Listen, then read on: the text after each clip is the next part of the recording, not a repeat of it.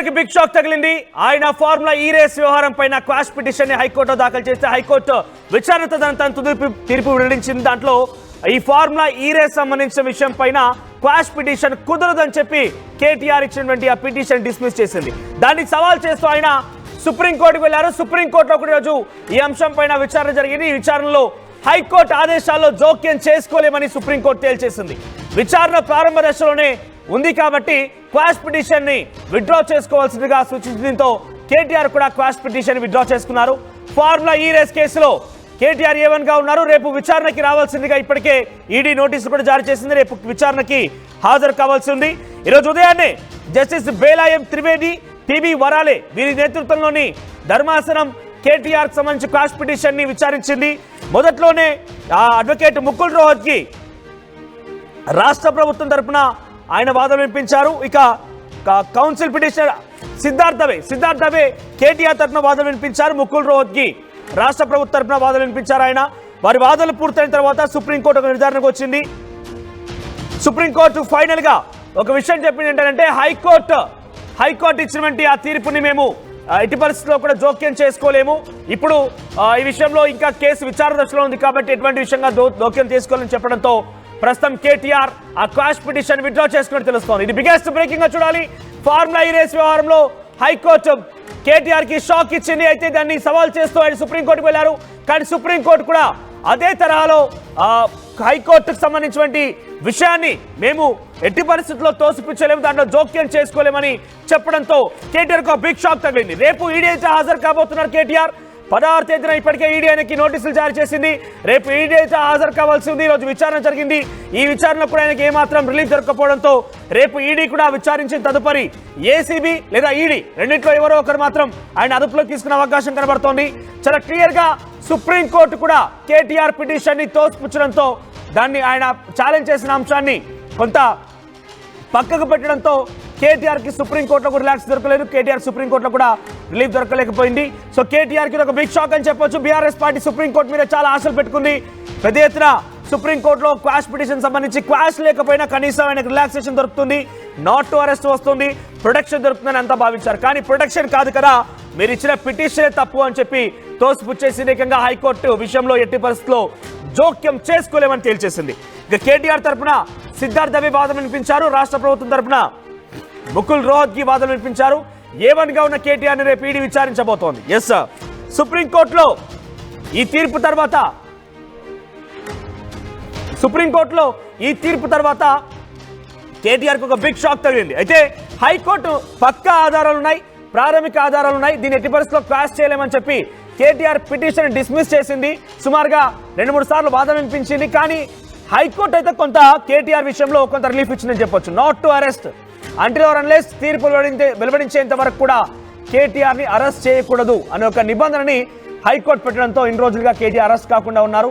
ఆ తర్వాత ఆయన దీన్ని ఛాలెంజ్ చేస్తూ సుప్రీంకోర్టుకు వెళ్లారు. సుప్రీంకోర్టులో కూడా హైకోర్టు ఇచ్చినటువంటి తీర్పుని ఎట్టి పరిస్థితుల్లో జోక్యం చేసుకోలేము, కేసు ఇంకా విచారణ దశలోనే ఉంది, ఈ సందర్భంలో మేము పిటిషన్ ని క్వాష్ చేయలేము అని చాలా క్లియర్ గా చెప్పుకొచ్చింది. అయితే చాలా మంది సుప్రీంకోర్టు దగ్గర ఈ వాదన వినిపించే నేపథ్యంలో పక్కాగా తమకు సానుకూలంగా వస్తుంది, కొంత కనీసం క్వాష్ పిటిషన్ సంబంధించి సానుకూలమైన తీర్పు వచ్చినా రాకపోయినా కేటీఆర్ ని until or unless further discussion, further arguments వరకు కూడా, ఫర్దర్ హియరింగ్ వరకు కూడా కేటీఆర్ ని అరెస్ట్ చేయకుండా ఉండాలని ఒక ఆదేశం జారీ చేసే అవకాశం ఉంటుందని చాలా మంది ఎక్స్పెక్ట్ చేశారు.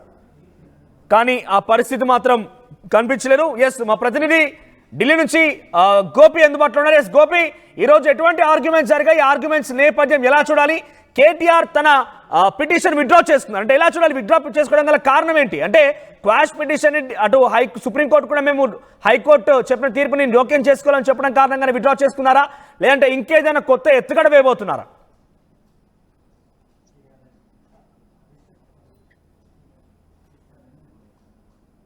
ఫార్ములా ఈ కార్ రేస్ కు సంబంధించి తెలంగాణ హైకోర్టు ఇచ్చిన తీర్పును సవాల్ చేస్తూ వస్తుందంటూ కూడా భావించడం జరిగింది. అయితే వీటన్నిటినీ కూడా తారుమారు చేస్తూ సుప్రీంకోర్టులో ఒక సుదీర్ఘ వాదనల అనంతరం సుప్రీంకోర్టు అయితే హైకోర్టు తీర్పులో జోక్యం చేసుకోలేమంటూ కూడా చెప్పడం జరిగింది. దీంతో కేటీఆర్ రేపు ఈడీకి విచారణ కానున్నారు. మరి ఈడీ విచారణ తర్వాత అరెస్ట్ చేస్తారా, లేదంటే ఈడీ విచారణ కంటే ముందే కేటీఆర్ ను అరెస్ట్ చేస్తారా అన్న దానిపైన కొంత సస్పెన్స్ అయితే కొనసాగుతుంది. ప్రస్తుతం తెలంగాణ ముఖ్యమంత్రి ఢిల్లీ ఏఐసిసి కార్యాలయ ప్రారంభోత్సవానికి ఢిల్లీకి వచ్చారు. మరి ఇటు సుప్రీం కోర్టులో కేటీఆర్ కు సంబంధించిన అంశం పైన అసలు ఆయనకు రిలీఫ్ దొరుకుతుందంటూ కూడా కేటీఆర్ తరఫున న్యాయవాదులు అయితే భావించినప్పటికీ కొంత చుక్కెదురే అయిందని చెప్పుకోవచ్చు. ఎందుకంటే ఇందులో ఒకవేళ ఎఫ్ఐఆర్ ను క్వాష్ చేయకుండా ఖచ్చితంగా నోటీసు 41A నోటీసు ఇవ్వడానికి కోర్టు అనుమతిస్తుంది. నోటీసు ఇచ్చి విచారణ చేయాల్సిందిగా కూడా కోరుతుంది. నాట్ టు అరెస్ట్ దొరుకుతుందని కూడా భావించడం జరిగింది. మరి ఈ నేపథ్యంలో ఈ రోజు సుప్రీంకోర్టు తీర్పు అనేది కూడా కేటీఆర్ కు ఒక బిగ్ షాక్ అని చెప్పుకోవచ్చు. ఇటు ఫార్ములా ఈకి సంబంధించి కార్ రేసులు నిర్వహించిన సమయంలో విడుదల చేసిన నిధులకు సంబంధించి కూడా ఆయన ఏదైతే నిధులు విడుదల చేశారో ఆ సమయంలో ఎలక్షన్ కోడ్ ఉన్నది. ఆ ఎలక్షన్ కోడ్ సందర్భంగా నిధులు రిలీజ్ చేశారు. ఇది కేవలం ఉద్దేశపూర్వకంగానే చేశారు. ఎలక్ట్రల్ బాండ్ను పొందిన నేపథ్యంలో వాళ్లకు ఫేవర్ చేయడం కోసమే ఈ యొక్క నిధుల విడుదల జరిగింది అనేది కూడా రాష్ట్ర ప్రభుత్వ తరఫున పిటిషన్ లో పేర్కోవడం జరిగింది. మరి వీటన్నిటిని కూడా సున్నితంగా పరిశీలించిన ధర్మాసనం ఈ రోజు ఈ యొక్క పిటిషన్ ని తోసిపుచ్చుతూ హైకోర్టు తీర్పును తప్పుపట్టలేమంటూ కూడా చెప్పడం జరిగింది. మరి తదుపరి ప్రభుత్వం దీనిపైన ఎటువంటి చర్యలకు ఉపక్రమించనుంది? కేటీఆర్ ను ఈ రోజు అదుపులోకి తీసుకుంటారా? ఎందుకంటే సుప్రీంకోర్టులో పిటిషన్ ఉన్న నేపథ్యంలో ఒకవేళ ముందస్తుగా ఇంటికి వెళ్తే సుప్రీంకోర్టులో విచారణ ఉంది కాబట్టి ఆ విచారణ తర్వాత తనకు హాజరవుతానని చెప్పే ప్రమాదం ఉంటుంది కాబట్టి కొంత ఆచితూచి అడుగులేస్తున్న పరిస్థితి. ఏసీబీ ఇప్పటికే ఒకసారి ఆయన విచారణకు పిలిచింది. అయితే విచారణ సందర్భంగా కూడా జరిగిన అంశాలపైన సోషల్ మీడియాలో వచ్చిన వ్యాఖ్యలను కూడా గతంలో ఉండండి. అక్కడ ఆర్గ్యుమెంట్స్ ఎలా జరిగాయి ఏంటని ఒకసారి వివరంగా చెప్పి ప్రయత్నం చేస్తే తిరిగి మళ్ళీ మీ దగ్గర జాయిన్ అవుతాను నేను. ఈరోజు సుప్రీంకోర్టులో హైకోర్టు తీర్పుని సవాల్ చేస్తూ కేటీఆర్ పిటిషన్ విచారణకు వచ్చింది. కేటీఆర్ తరఫున సిద్ధార్థ్ దవే వాదనలు వినిపించారు. ఆ తర్వాత రాష్ట్ర ప్రభుత్వ తరఫున ముకుల్ రోహత్గి వాదనలు వినిపించారు. సో ఆర్గ్యుమెంట్స్ మొదలైన నేపథ్యంలోనే ఈ యొక్క కేసు సంబంధించి మనం చూస్తే కనుక బెలాయం త్రివేది, ఆ తర్వాత మరొక ఇద్దరి ధర్మాసనం నేతృత్వంలో ఈ కేసు సంబంధించి విచారణ కొనసాగింది. సో ఈ కేసులో మొదటగా అటు పిటిషన్ తరపున న్యాయవాది వాదన వినిపించే ప్రయత్నం చేశారు. దాంట్లో ఈ కేసు సంబంధించి ఛాలెంజ్ చేయగానే ఇంకా ఈ కేసు పరిశీలనలో ఉంది. డైరెక్ట్గా ధర్మాసనం ఒక విషయం చెప్పేసింది, ఈ కేసు ఇంకా పరిశీలనలో ఉంది, ఇప్పుడప్పుడే విచారణకు సంబంధించి మీరు క్వాష్ చేయాలంటే ఎలా జరుగుతుంది, సాధ్యం కాదని చెప్పగానే ఆ తర్వాత పిటిషన్ తరపున ఆ న్యాయవాది మారిపోయారు. మరొకరు ఆ స్థానంలోకి వచ్చారు. సిద్ధార్థ్ దవే స్థానంలో ఇంకొకరు వచ్చారు. వెంటనే ఆయన I sincerely appeal my lord, నేను వెంటనే దీన్ని విత్డ్రా చేసుకుంటాను అని చెప్పగానే వెంటనే కేటీఆర్ విత్డ్రా చేసుకున్నారు. ఇక ఆయన విత్డ్రా చేసుకోవడం వెంటనే ఈ కేసు డిస్మిస్ అయిపోయింది. అంటే ఇంకా ఆర్గ్యుమెంట్స్ పూర్తి స్థాయిలో ఏం చెప్పలేకపోయారు. ఇంకా విచారణ దశలోనే ఉంది కదా, ఇప్పుడప్పుడే ఎలా క్వాష్ చేస్తారని ధర్మాసనం ఒకే ఒక క్వశ్చన్ రైజ్ చేసింది. వెంటనే ఆ పిటిషనర్ తరఫు అంటే కేటీఆర్ తరఫున న్యాయవాది మారిపోయారు. వెంటనే సిద్ధార్థ దవే స్థానంలో ఇంకొక న్యాయవాది వచ్చి మేము ఈ కేసుని విత్డ్రా చేసుకున్నాం, ఈ పిటిషన్ విత్డ్రా చేసుకుంటామని చాలా క్లియర్గా చెప్తూ మాకు లిబర్టీ ఇవ్వండి, మళ్ళీ మేము దీన్ని హైకోర్టులో ఛాలెంజ్ చేస్తామని చెప్తే అది సాధ్యం కాదు, ఎలా సాధ్యం అవుతుందని చెప్పి దాన్ని కొట్టిపార్లంటూ కూడా ముకుల్ రోహత్గి వాదన వినిపించారు. సో ఇక్కడ కేటీఆర్ పిటిషన్ విత్డ్రా చేసుకున్నారంటే ఆయనకి ప్రొటెక్షన్ లేదు, పిటిషన్ కూడా విత్డ్రా అయిపోయింది, ఆయనకి అన్ని దారులు మూసుకుపోయాయి.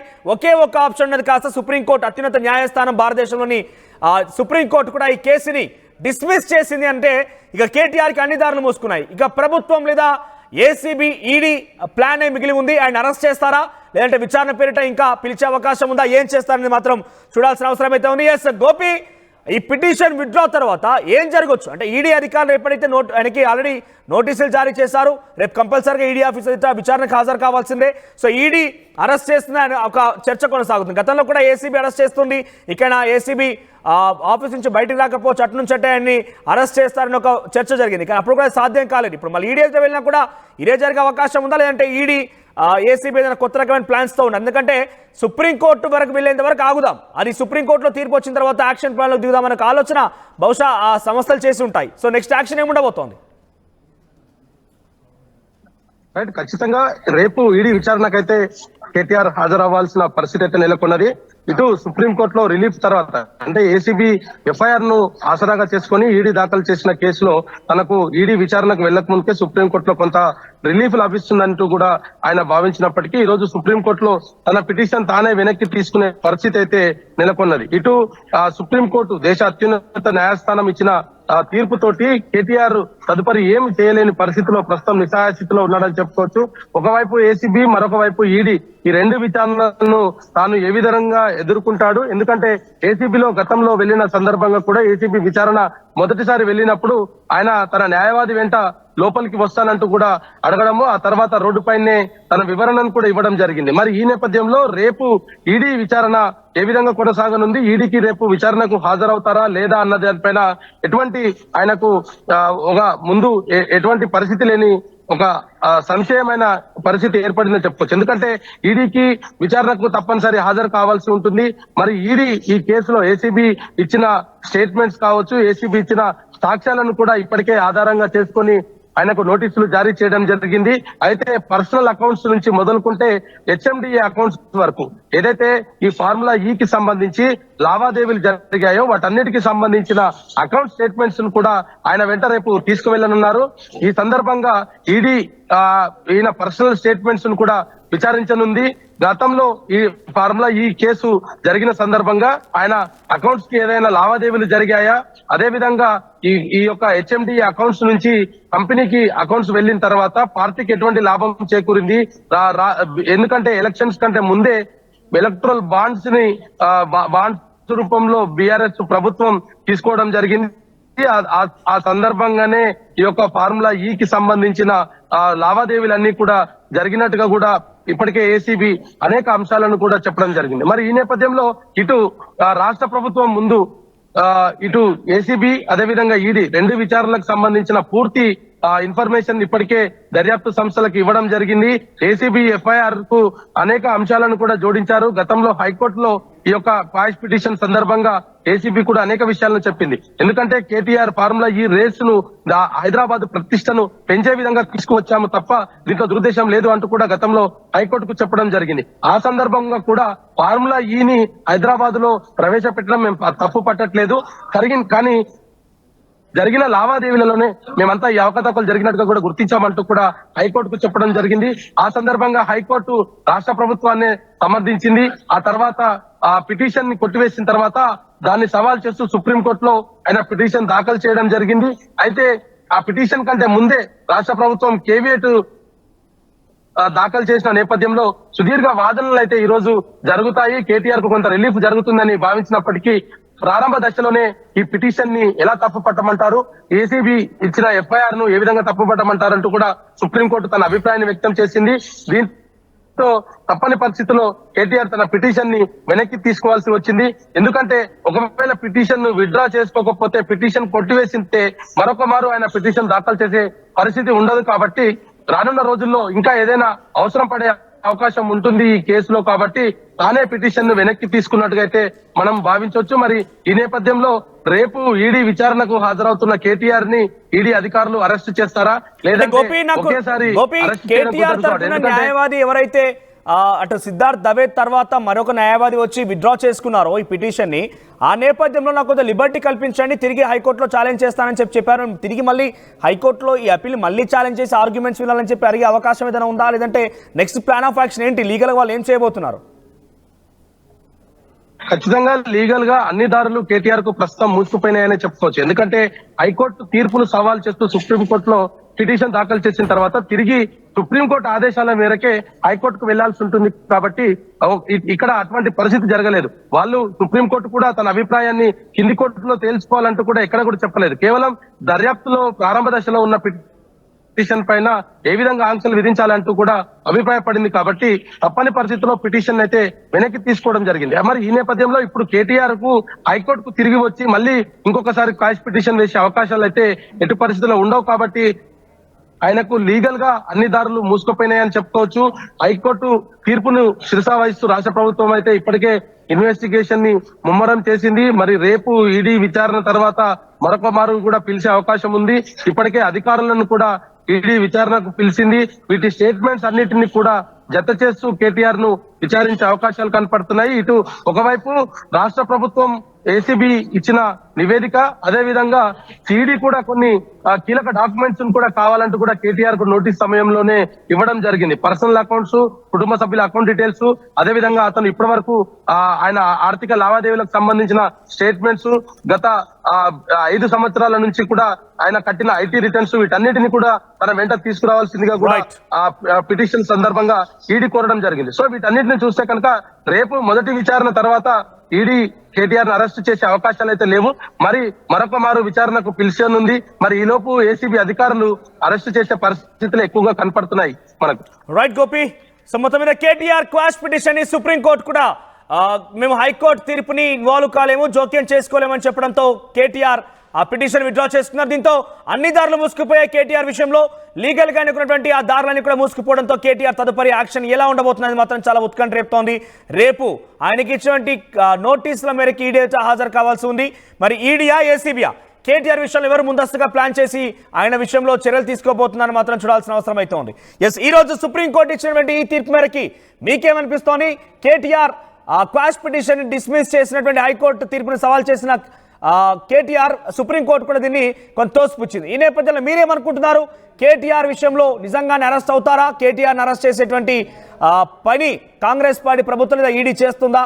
మీ అభిప్రాయం ఏంటి? కామెంట్ రూపంలో తెలియజేసే ప్రయత్నం చేయండి.